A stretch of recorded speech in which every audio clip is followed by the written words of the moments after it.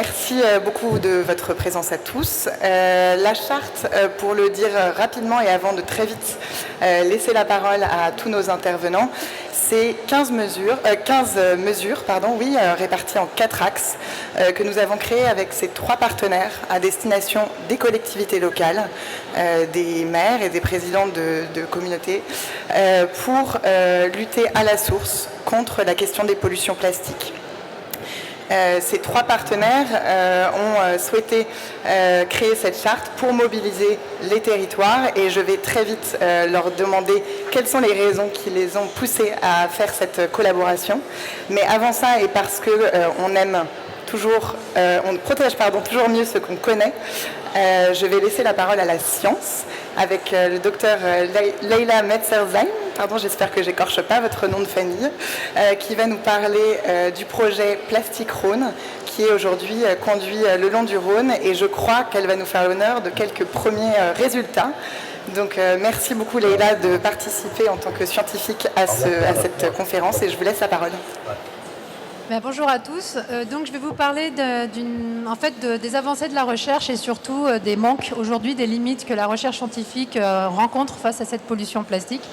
Donc, les chiffres qu'on peut avoir aujourd'hui, on sait qu'on a plus de 150 000 tonnes de déchets plastiques en surface. Si on compare ces valeurs-là, donc ces valeurs sont des valeurs mesurées, tangibles, qui ont pu être réalisées sur le terrain grâce à des filets à plancton. Donc, ce sont des filets qui permettent de récupérer des plastiques de différentes classes de taille, donc jusqu'à 300 micromètres et plus grand.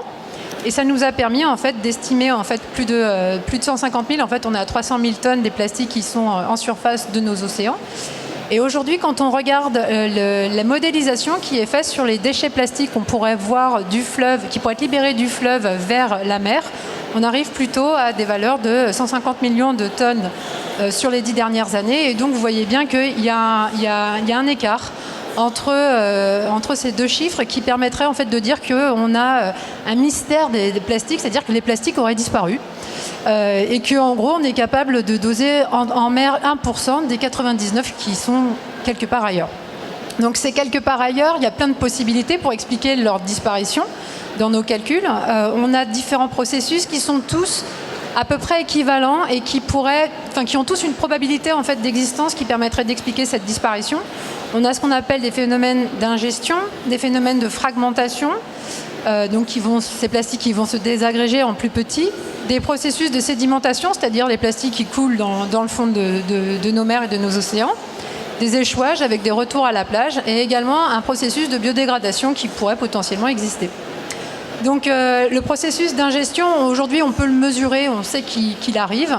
On sait que nos déchets plastiques qui sont aujourd'hui estimés venant de la terre vers la mer à plus de 80% vont se retrouver dans notre chaîne alimentaire parce qu'ils sont de différentes tailles et ils vont rentrer dans cette chaîne alimentaire.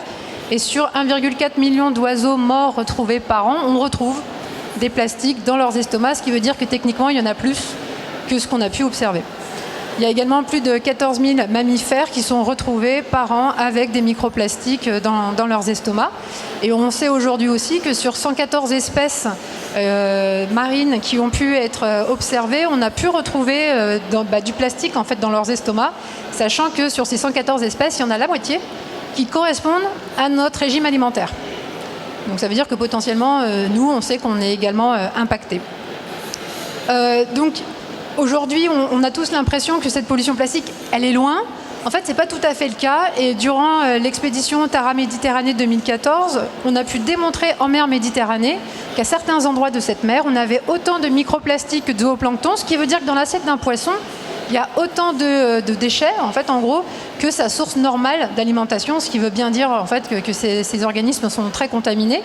Et on sait également que ces plastiques vont avoir plein d'effets différents vont avoir des effets différents sur ces organismes-là, et en particulier en touchant l'énergie, le système immunitaire, donc des effets qui sont importants. Donc on n'a pas besoin d'aller très loin, on a tous dans la tête ces gyres océaniques qui sont très impactés par ces pollutions plastiques. La mer Méditerranée est la mer la plus polluée au monde. Voilà, bon, alors pas besoin d'aller très loin, et on est juste à côté, parce que c'est une mer semi-fermée. Dans les autres potentiels, dans les autres possibilités qui vont expliquer cette disparition, il y a le processus de sédimentation. Donc en gros, ces plastiques qui sont un peu dans les fleuves et dans les mers vont couler et ils vont être projetés en fait dans les fonds marins. Et on sait aujourd'hui que c'est toujours quelque chose qui peut être mesuré. Et ça a été validé en mer Méditerranée dans le cadre d'un projet en particulier qui s'appelait le projet MEDIT, qui a validé en fait le fait que, en gros, le fond de la Méditerranée est touché par cette pollution plastique. Et on retrouve tout, des chaises, des bouteilles, des gobelets. Enfin, c'est énormément de déchets en fait. On sait aussi que ces plastiques, on a l'impression qu'il y a certains endroits et que c'est qu'en mer, on sait qu'ils sont vraiment partout. On les a retrouvés en haut des montagnes, on les a retrouvés dans les glaces grâce à une expédition également menée par la Fondation Tara Océan. On les a également retrouvés dans des organismes marins à 10 000 mètres de profondeur dans la fosse des Mariannes. Donc il ne faut pas se leurrer. Forcément, on est impacté, on est tous touchés par cette pollution-là. Et la question, c'est qu'est-ce qu'on peut faire et comment on va aller plus loin.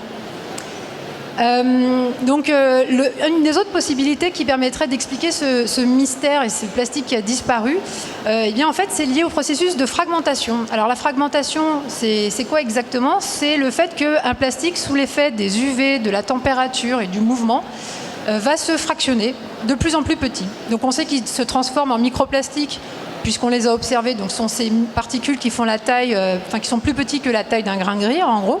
Mais on sait que ce processus, en fait, il continue, et on a estimé, en fait, à 1500 tonnes par an de microplastiques qui arriveraient, encore une fois, dans nos fleuves, juste pour certaines classes de gros microplastiques. Mais on sait qu'ils sont capables de se diviser encore en petits microplastiques, puis en nanoplastiques. Et alors la question de la quantité de nanoplastiques, aujourd'hui, on ne sait pas. On ne sait pas parce qu'on a dû développer en fait des méthodologies innovantes pour pouvoir aller les quantifier, mais ce sont des outils qui sont relativement nouveaux et donc pour l'instant on n'a pas suffisamment de données et peut-être que finalement la disparition de la matière elle est juste là, sous nos yeux. Donc c'est encore très très sous-estimé.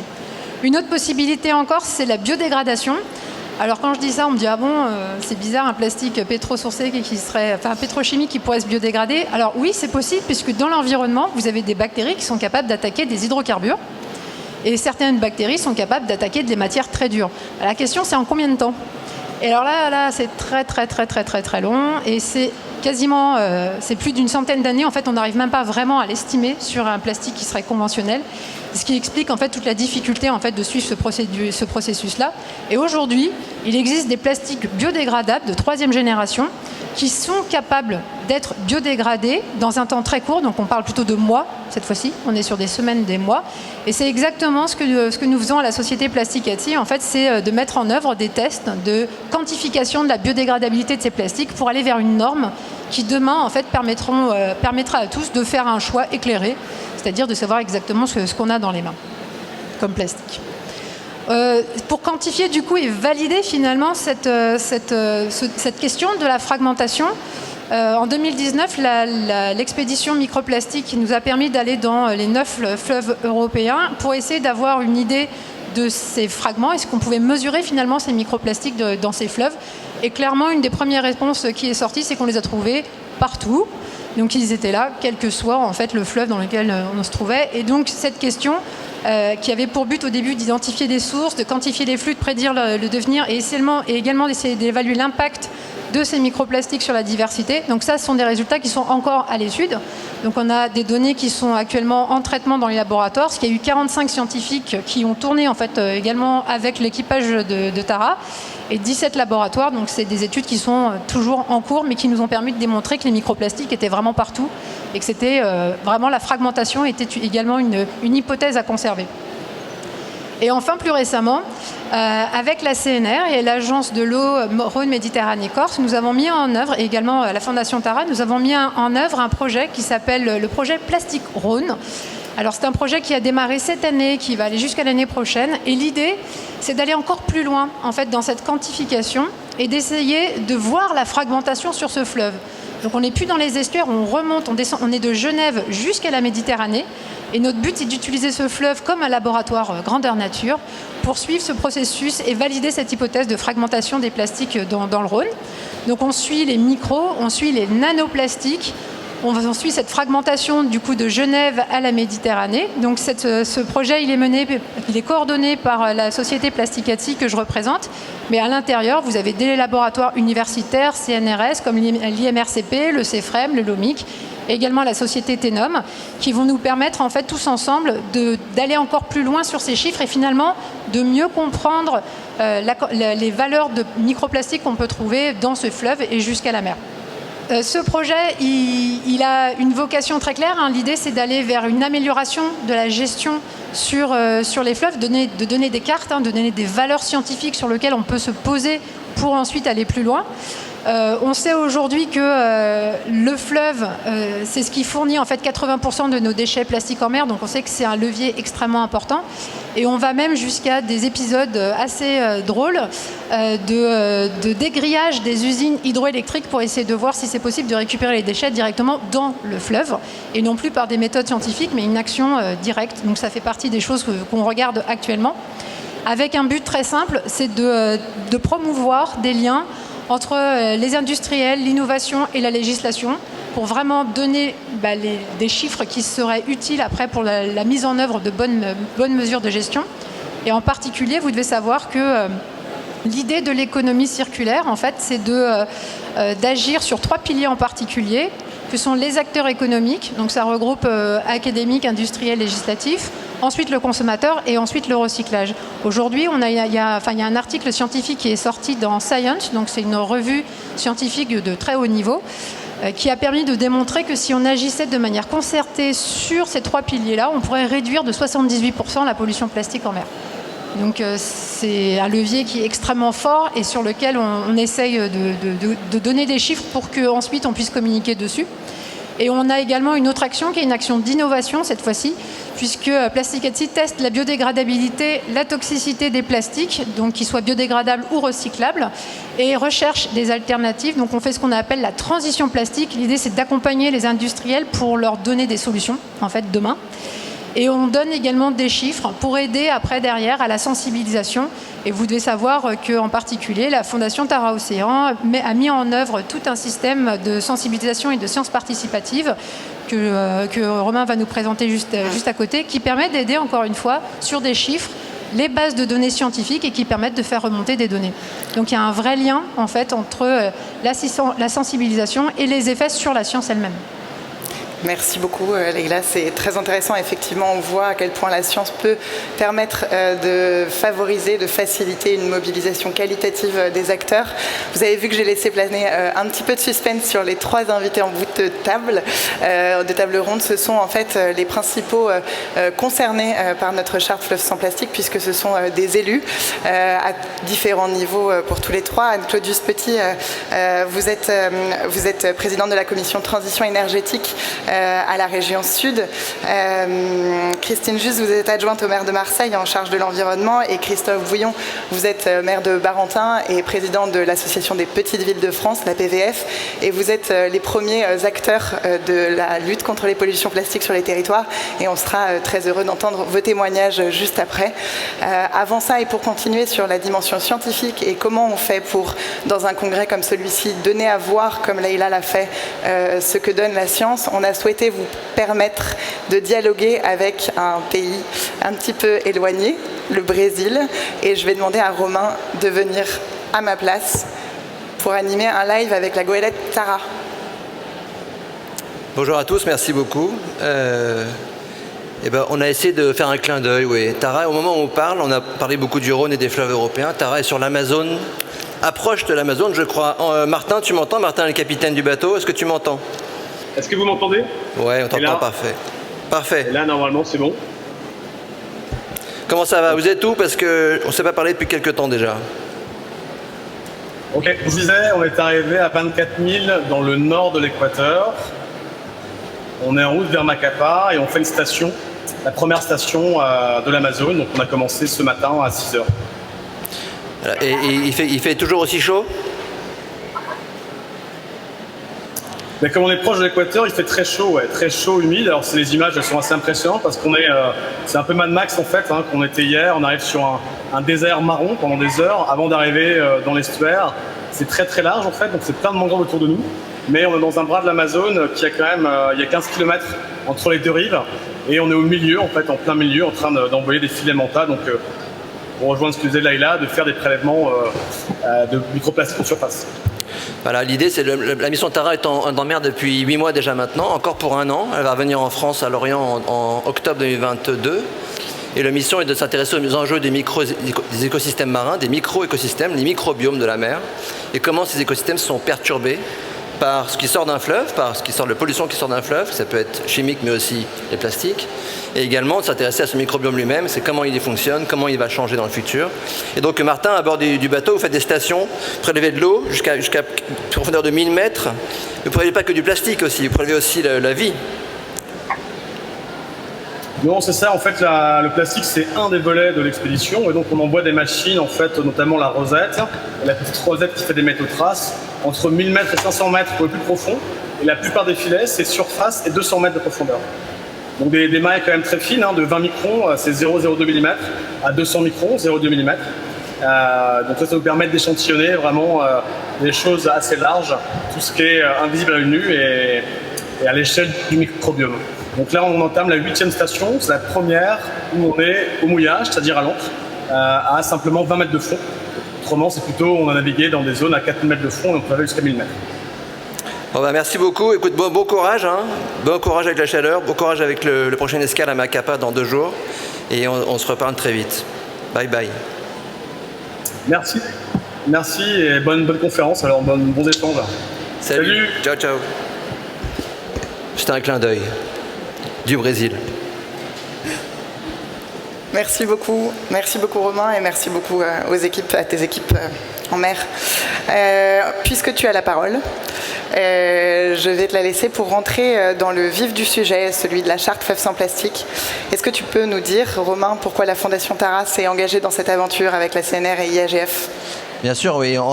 Ça fait depuis 2009 que partout où va le bateau Tara, en Antarctique, en Arctique, en Pacifique, en Indien, partout on fait de la mesure des écosystèmes marins, mais aussi on filtre la surface pour voir ce qu'on trouve en surface. Donc depuis 10 ans, 12 ans maintenant même, on a mesuré ce stock de plastique qui est en surface de l'océan, et on s'est dit, mais en fait, face à ça, on est totalement impuissant en étant en mer, et finalement, il faut qu'on comprenne quels sont les flux. Comme l'économie entre les stocks et les flux, vous avez appris ça à l'école. Et donc on s'est intéressé aux flux, et en 2019, avec la CNR et bien d'autres partenaires, on s'est intéressé aux fleuves, comme l'a précisé Leïla. Et le constat des fleuves, en voyant ce qu'on sort des fleuves, que tout ce qui sort des fleuves est déjà microscopique. Évidemment que la solution du plastique, elle n'est pas en mer, elle est surtout à terre, dans les territoires, dans les mairies, dans les régions, dans les collectivités locales, dans les lois, dans l'éducation aussi. Et c'est tout ça qu'il fallait mettre en œuvre. Et c'est tout ça, c'est cette prise de conscience-là, il y a 3-4 ans, qui a fait qu'on s'est commencé à échanger avec les acteurs du territoire, comment accompagner les acteurs à se bouger, comment accompagner aussi les vecteurs, qui sont les fleuves, à se réunir et à savoir comment on peut arrêter cette pollution à la source.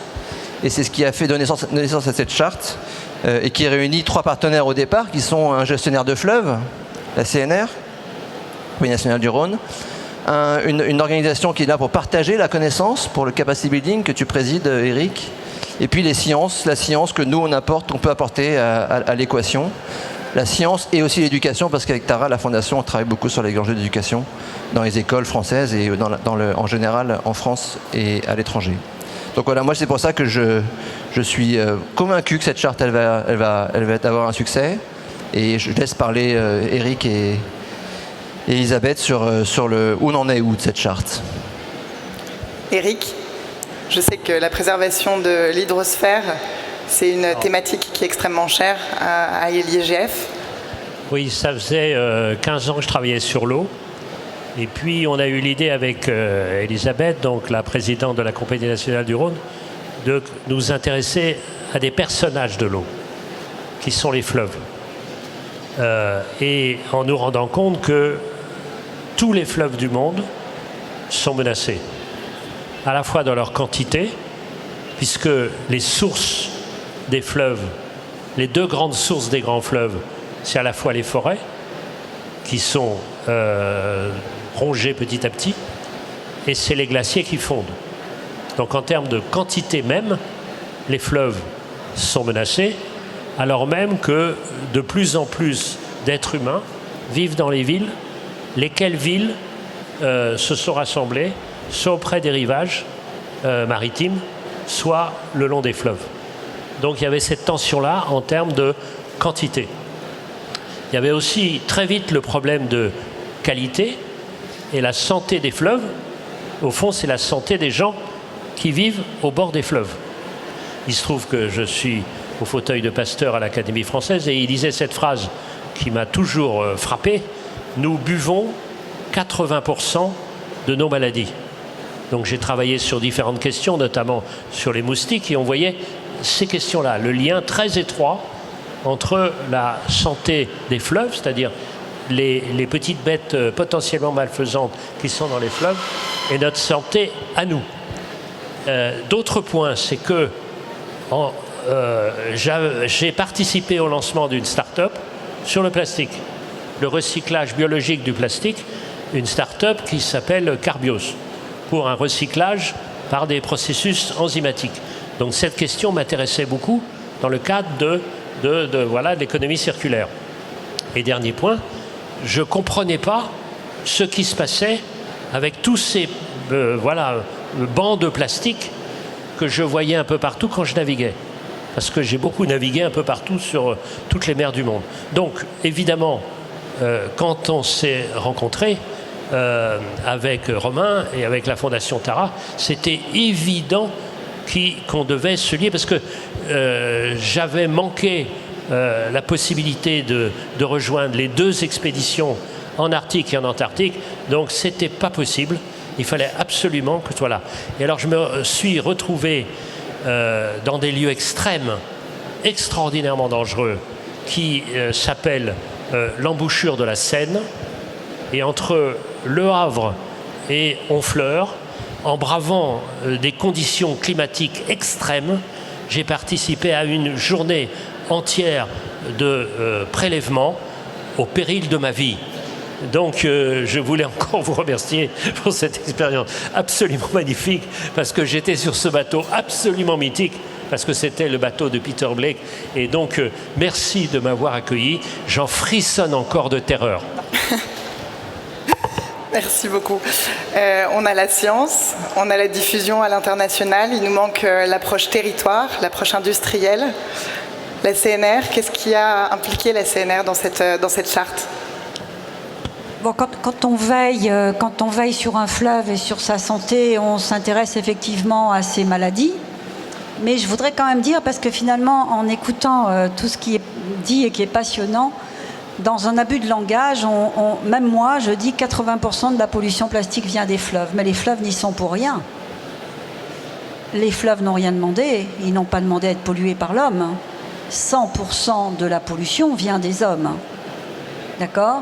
Et ils utilisent des tas de vecteurs, dont le vecteur fleuve sur le plastique notamment, mais on pourrait aussi parler de bien d'autres maladies que les hommes donnent aux fleuves. D'accord ?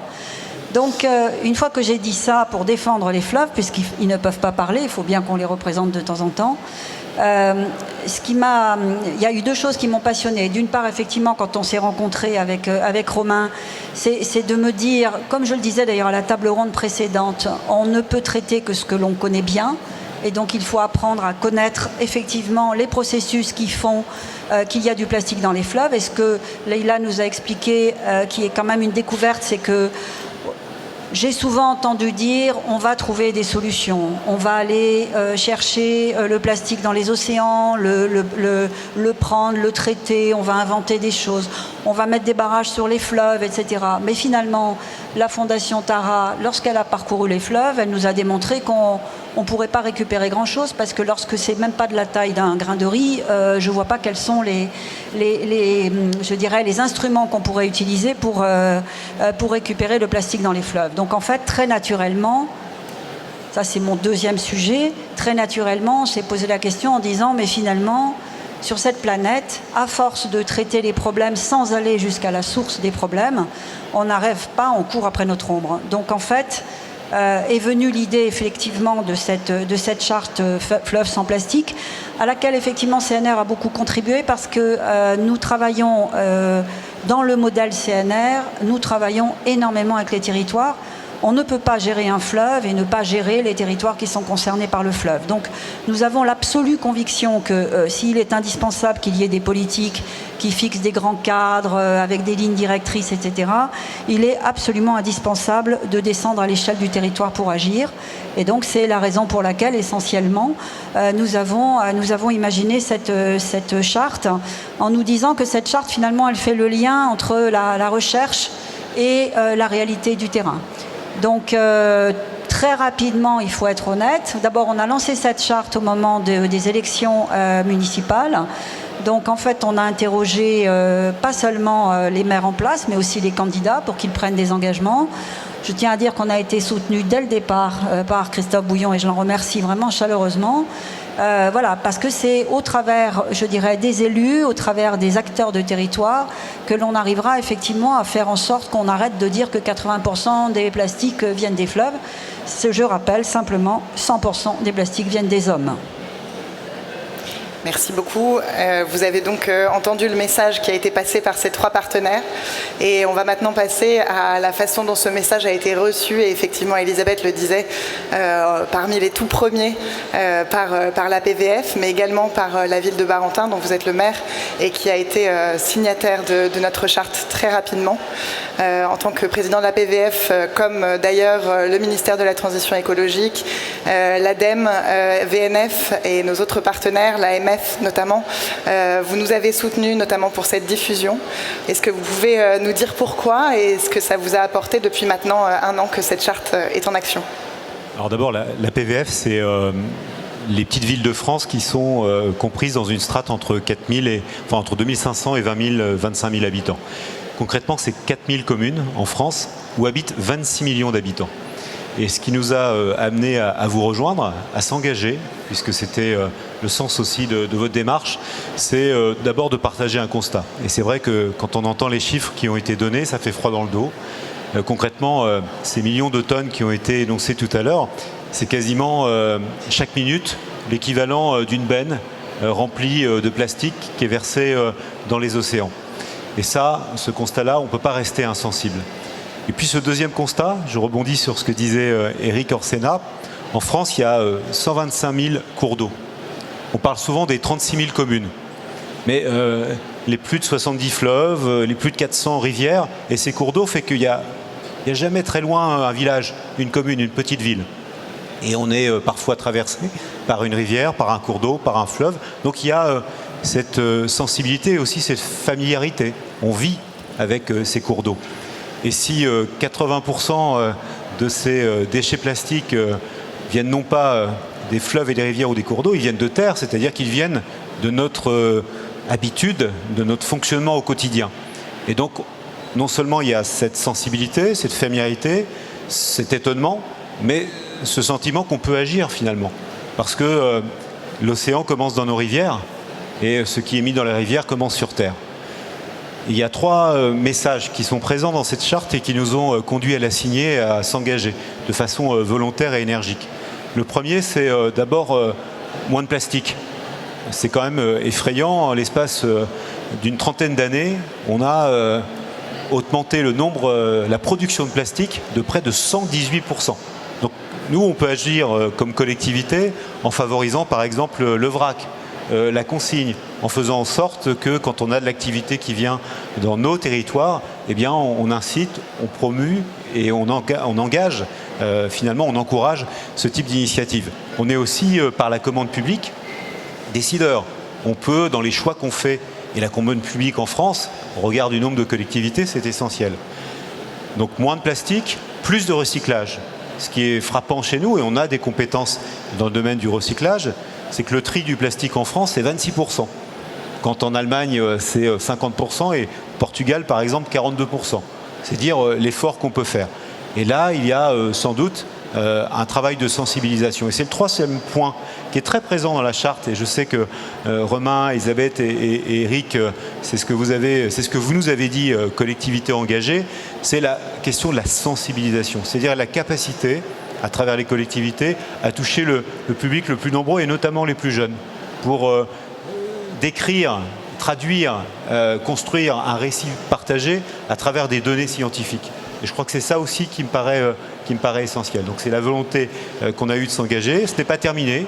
Il y a aujourd'hui 130 collectivités qui sont engagées. C'est déjà pas mal, mais c'est très peu finalement. Et c'est la raison pour laquelle on va, au niveau de l'Association des petites villes de France, eh bien, se faire les messagers, engager et montrer concrètement comment on peut y arriver. Et en même temps, j'ai envie de dire, les collectivités qui vont prendre le train en marche ou la pirogue en marche, ou en tout cas qui vont s'y prendre trop tard, je pense qu'ils vont être dans de grandes difficultés quand il s'agira, ne serait-ce que cela, de respecter aussi ce qui est présent dans la loi aujourd'hui. On a un objectif quand même en 2025, c'est-à-dire là, d'avoir 100% de plastique recyclable, etc. C'est-à-dire le chemin qui reste. Quand on promeut la suppression du plastique aussi dans nos collectivités, il y a des engagements qui sont présents là aussi dans le texte de loi.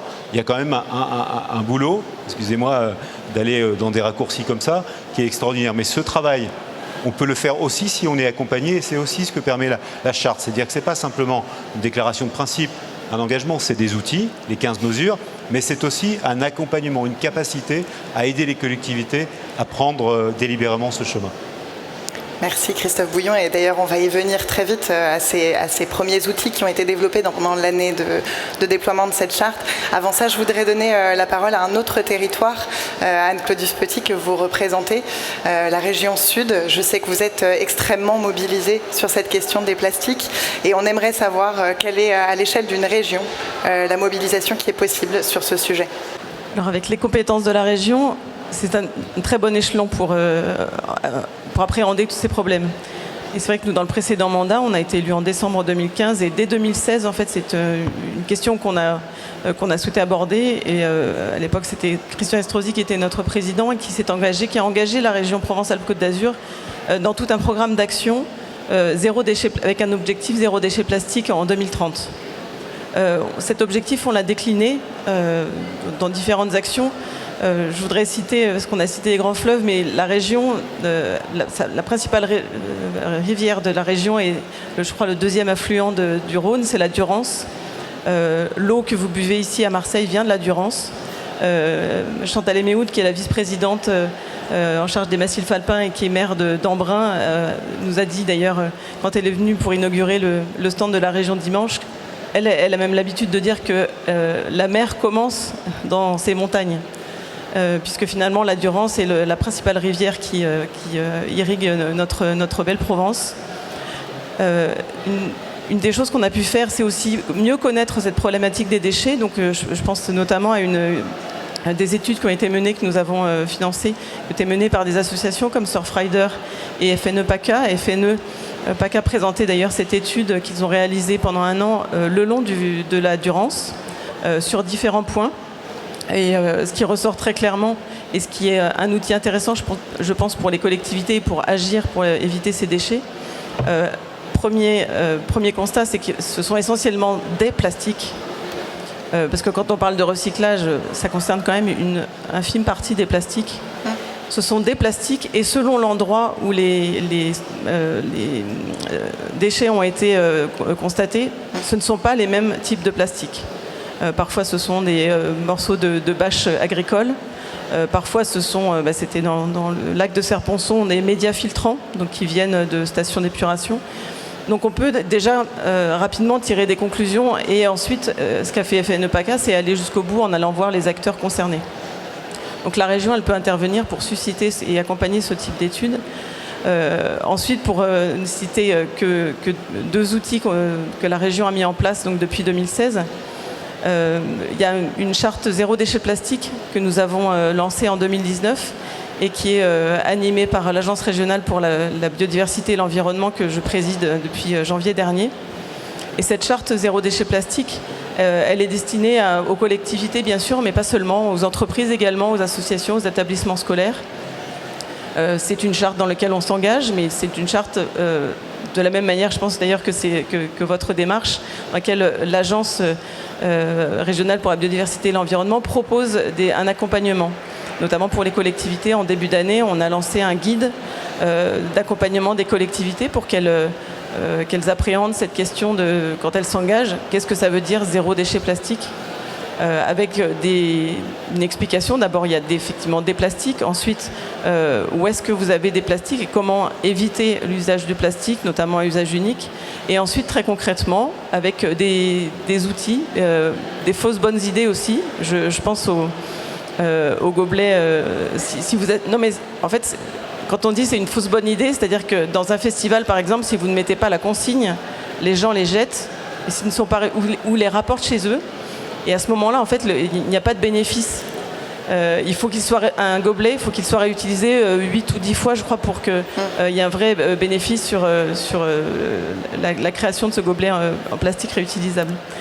Donc voilà, il y a parfois des fausses bonnes idées, et puis il y a des idées aussi parfois très simples à mettre en place. Donc là, c'est vraiment un guide très concret, très opérationnel, et qui est donc à destination, alors celui-là des collectivités, mais je pense qu'on va le décliner ensuite sur d'autres acteurs qui sont intéressés. Et enfin, je voulais vous parler d'un autre projet qui est aussi de sciences participatives, et je vais tout à fait dans le sens de ce que vous disiez tout à l'heure. On a besoin de mieux connaître. On a souhaité, sur une proposition d'une association qui s'appelle Mère-Terre et qui est animée par Isabelle Poitou, elle nous a proposé en fait de proposer une plateforme dans laquelle les initiatives citoyennes qui organisent des nettoyages de milieux, alors bon, beaucoup de plages, mais pas seulement, puisqu'il y en a eu beaucoup sur le long de la Durance, sur d'autres milieux. Les initiatives citoyennes, c'est bien, mais si on peut, d'une part, donner une méthodologie, caractériser, et ensuite créer une base de données, on donnera des outils aux scientifiques pour ensuite donner des informations plus précises et plus claires aux décideurs. Et c'est là où, effectivement, on a pu créer cette plateforme au niveau national. Ça s'appelle Remède Zéro Plastique. Le ministère de la Transition écologique a trouvé que l'idée était tellement bonne qu'elle a souhaité la créer au niveau national. Ça s'appelle Zéro Déchet Sauvage. Donc voilà, on a des initiatives d'associations que la région peut accompagner. Et c'est là où, effectivement, l'échelon régional est particulièrement intéressant et important. Merci beaucoup Anne-Claudice Petit. On va passer au bilan, et je vous donnerai juste après la parole, Christine Just, parce que en fait vous allez faire partie très vite des premiers succès de la charte Fleuve sans plastique, puisque vous avez accepté aujourd'hui d'associer la ville de Marseille à notre initiative. Mais je voudrais juste avant ça qu'on puisse...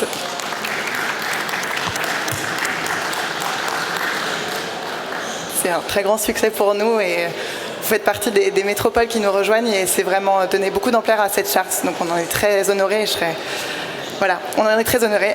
Je voudrais juste, avant qu'on arrive à cette signature, faire un petit bilan de ce qui a été fait pendant l'année. Elisabeth Héroux, on va bientôt accueillir un nouveau signataire, pardon. On en a plus de 130 aujourd'hui. C'est vraiment une mobilisation importante des territoires. Est-ce qu'il y a un objectif de continuer en ce sens ? J'ai entendu qu'on a un potentiel de 4000 signatures, c'est ça ? Voilà. Merci pour la précision. Donc quand on est à 130, c'est très loin du compte. Je pense qu'il faut effectivement qu'on vise de continuer, donc on met les moyens, notamment en termes de communication, d'envoyer en fait des ambassadeurs qui vont expliquer aux élus les raisons qui nous ont amenés à imaginer cette charte Fleuve sans plastique. Des réunions comme celle-ci, des journalistes qui s'en font l'écho. On pourrait imaginer quand même qu'on pourrait au moins avoir 20% de tous les adhérents, au moins chez Christophe, non ? Et on a d'ailleurs 2 ambassadeurs très fidèles dans la salle qui ont organisé le long du Rhône un parcours sportif et de mobilisation des citoyens et des élus, et qui ont permis de collecter 4 signatures en quelques semaines. Donc c'est 4 signatures de plus, et c'est précieux. Et restera 32 000 municipalités qui doivent signer. Romain, Anne-Claudice Petit parlait de guide méthodologique.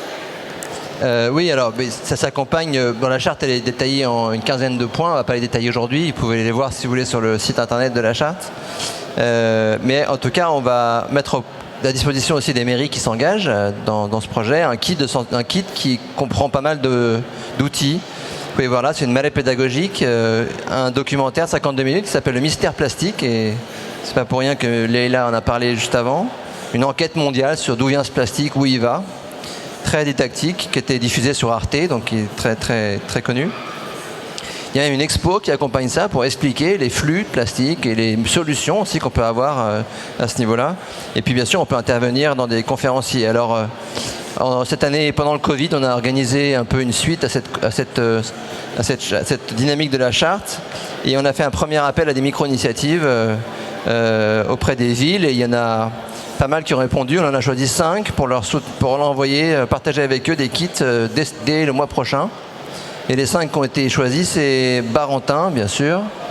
Vous avez bizarrement sorti en tête.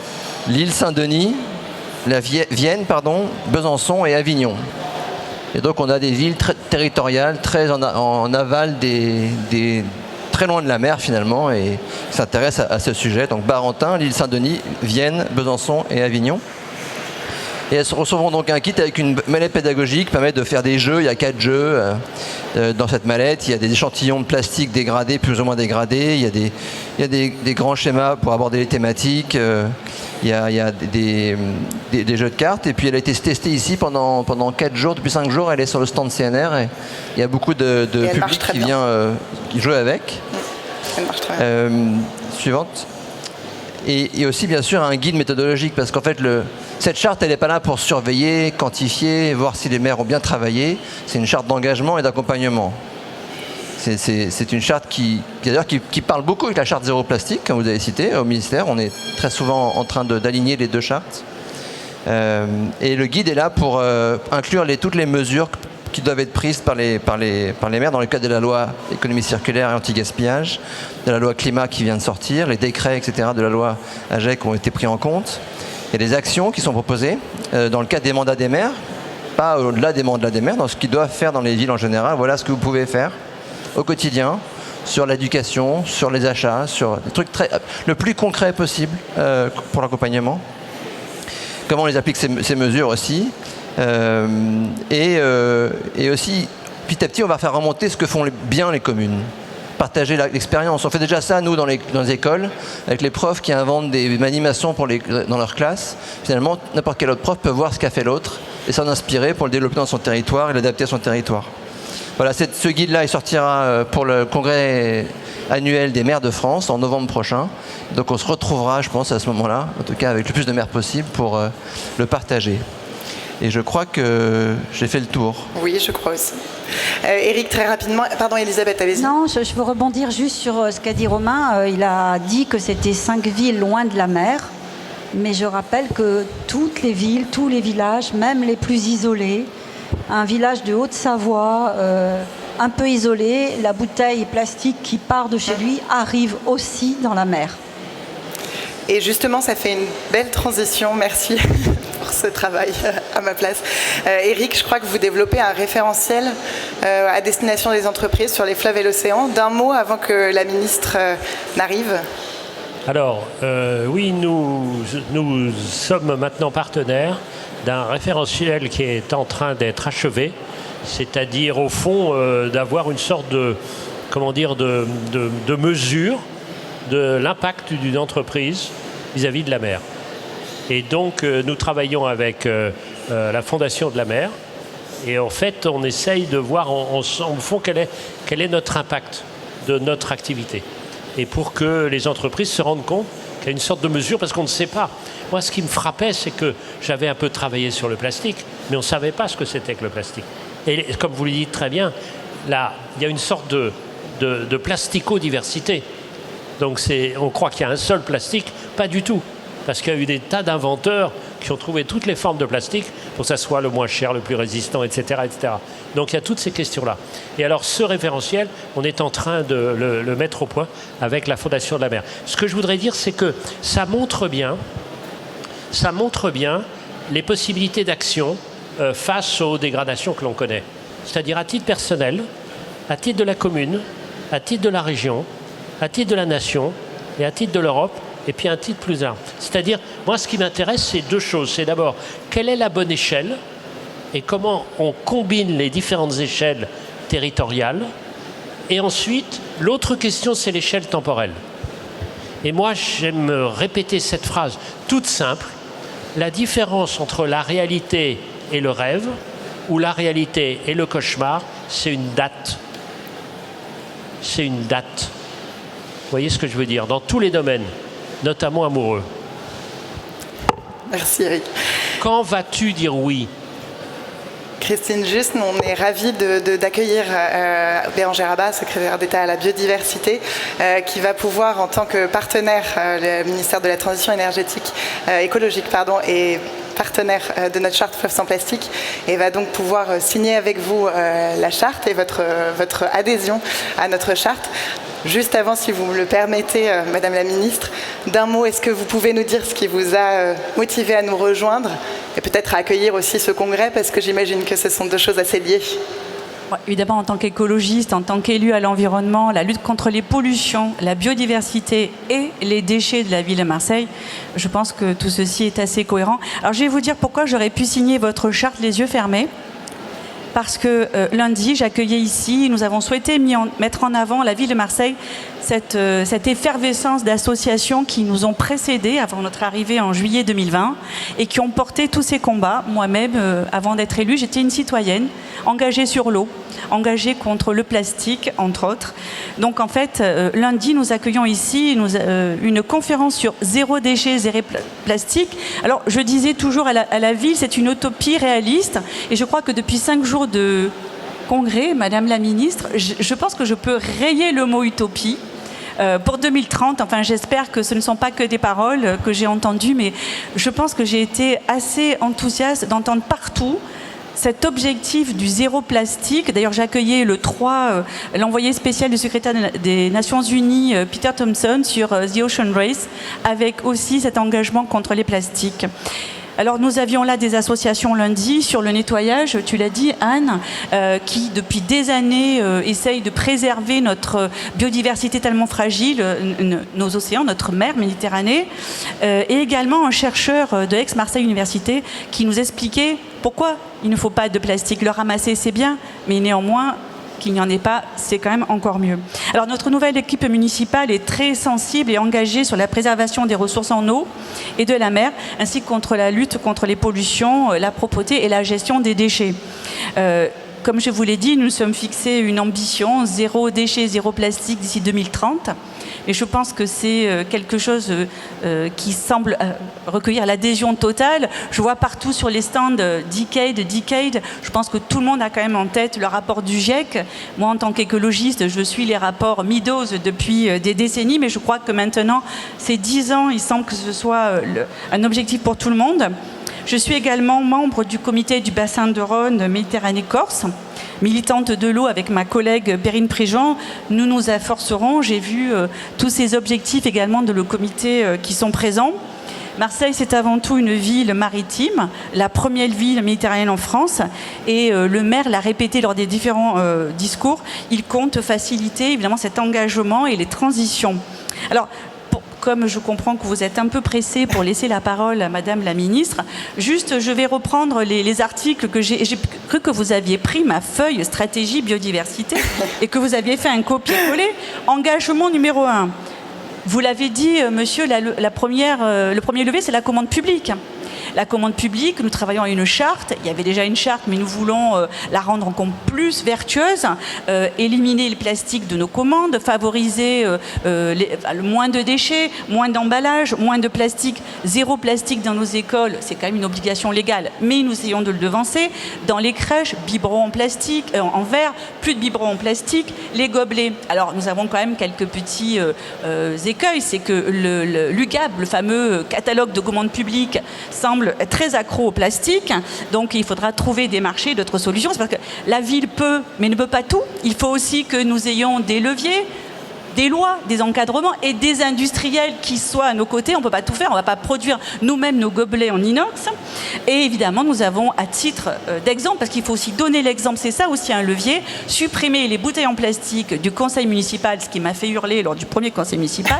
Nous avons maintenant des gourdes. Après, je vais rencontrer, en vous quittant, Citeo. Ce n'est pas ma compétence, puisque c'est une compétence métropolitaine, la gestion et le tri, la valorisation des déchets. Mais nous nous mêlons de ce qui nous regarde, la propreté, la sensibilisation, et nous allons aider ceux qui ont des compétences autres que les nôtres, la région, la métropole, parce que nous sommes tous ici, je l'ai entendu aussi dans ce congrès pendant 5 jours, collaboration, coopération de tous les acteurs, parce que sinon on ne va pas y arriver dans 10 ans.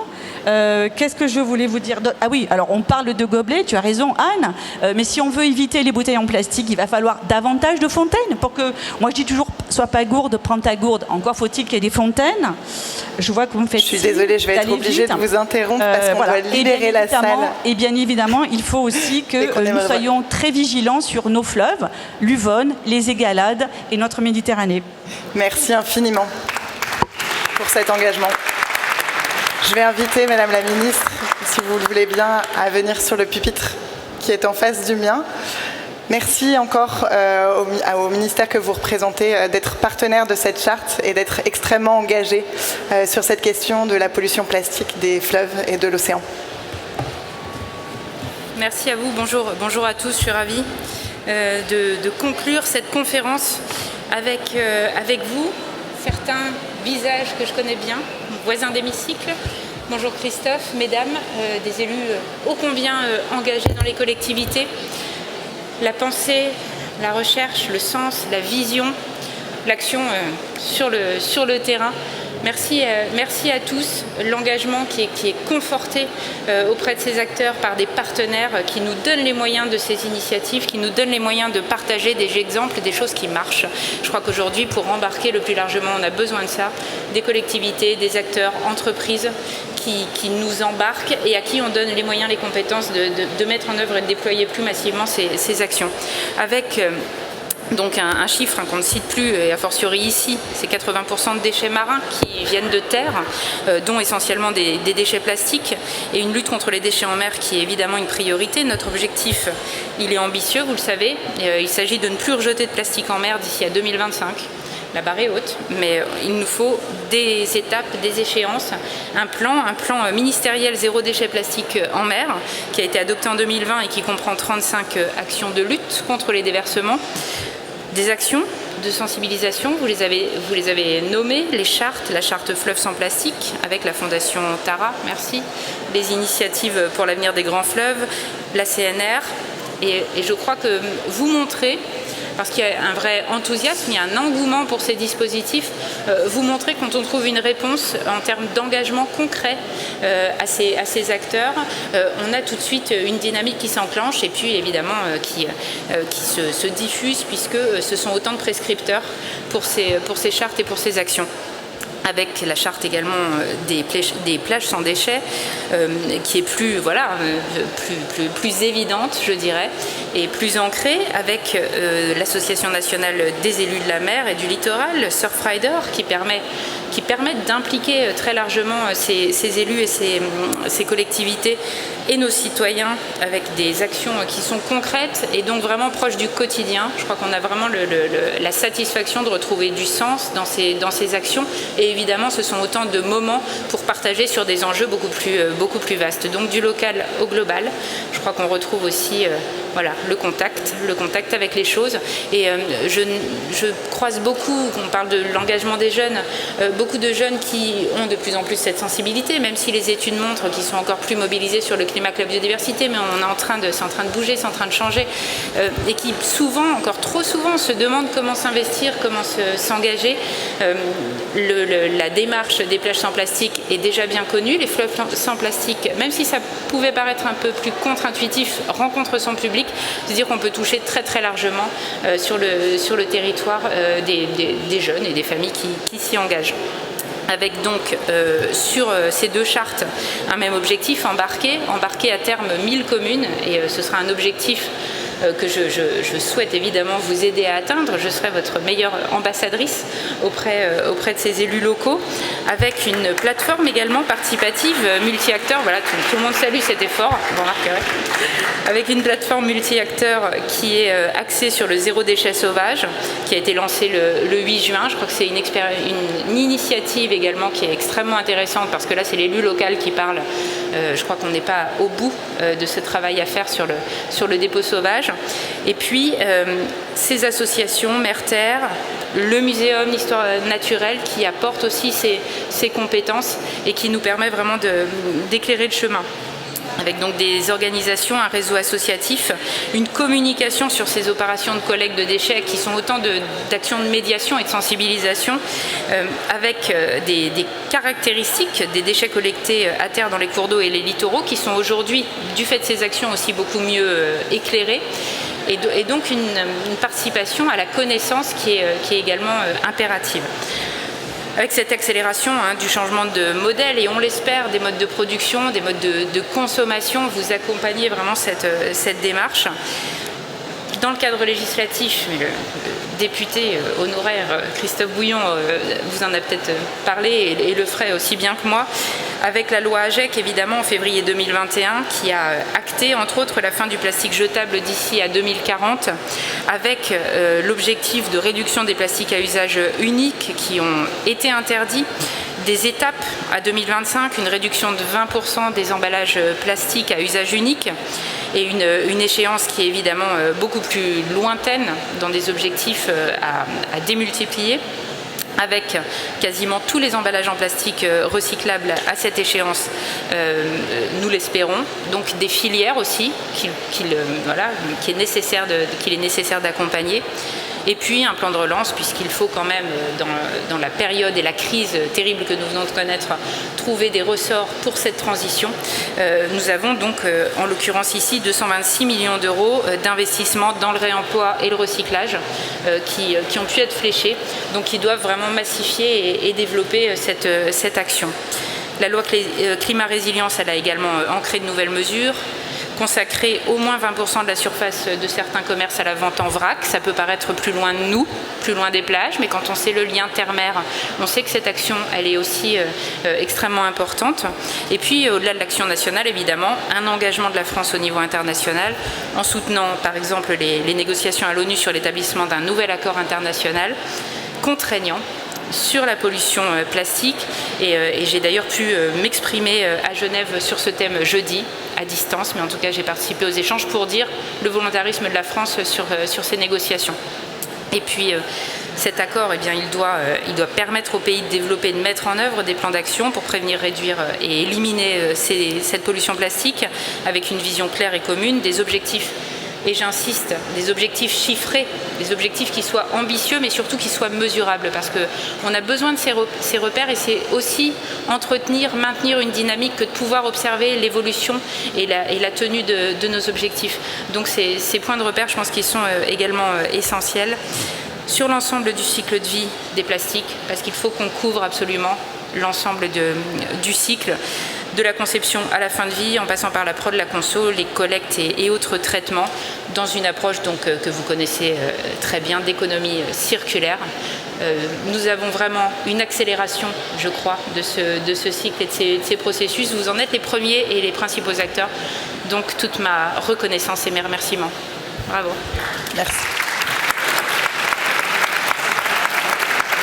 Merci Madame la Ministre. Christine, juste si vous voulez bien, je vais vous inviter à vous approcher de Madame la Ministre et on va signer.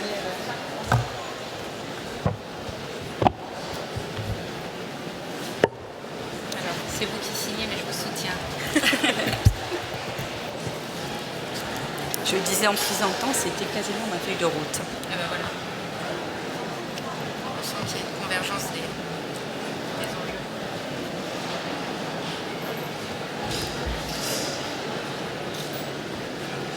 Signature symbolique, mais pas que. Voilà, bravo, si vous voulez. Et voilà.